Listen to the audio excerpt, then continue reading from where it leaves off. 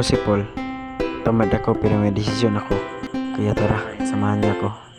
Kakain nga ako ngayon. Ito nga pala ulam ko. Nukos o sa Tagalog squid. Kaya tara, samahan niyo ako. Time check. Time check 12:55. Tara, kain na tayo.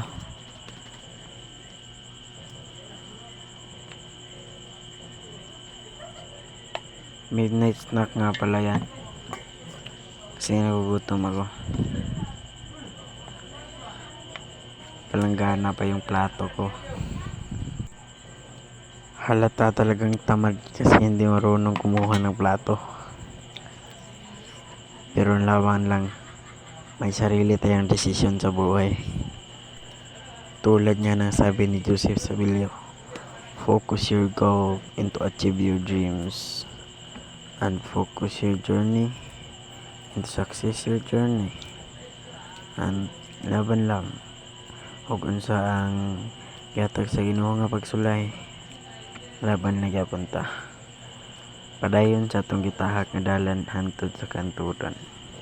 Nagsaksi sa gyapon ta. Di ba karon but soon. Ano na lang kayo. Natamad akong mag voice over eh. Kaya nga pangalan ko eh. Tamad eh. Bahala na kayong manood.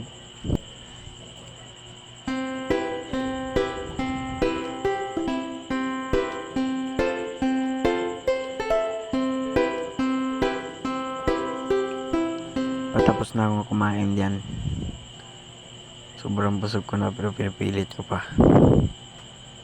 Huwag mong pilitin kung hindi ka gusto ng isang tao. Eh, grabe naman yan.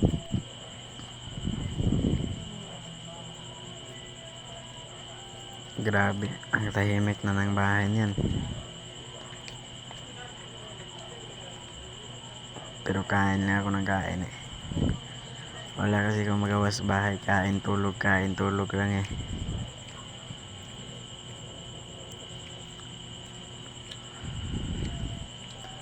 Kaya yun, salamat sa panonood. Bye-bye.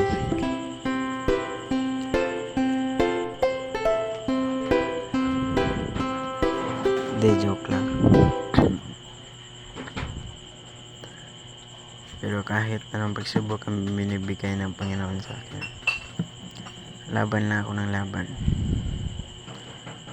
Wala kasi akong magawa sa buhay. Ala eh. Tamad eh.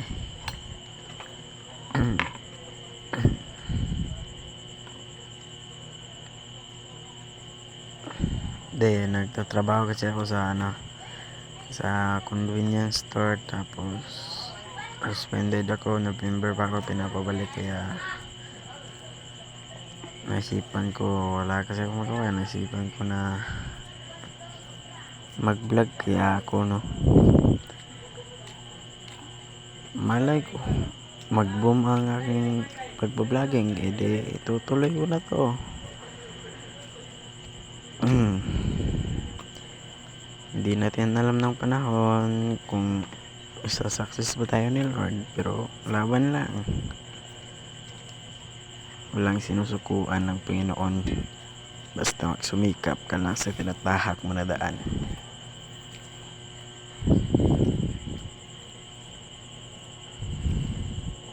Sobrang gutom ko talaga yan. Wala akong tanghalian yan. Wala akong hapunan. 12 na kasi ako nag-uwi ng bahay kasi alam mo na, gumala na naman. Hindi ano kasi ako guys, hindi ako gumagala ng umaga, gumagala ng gabi.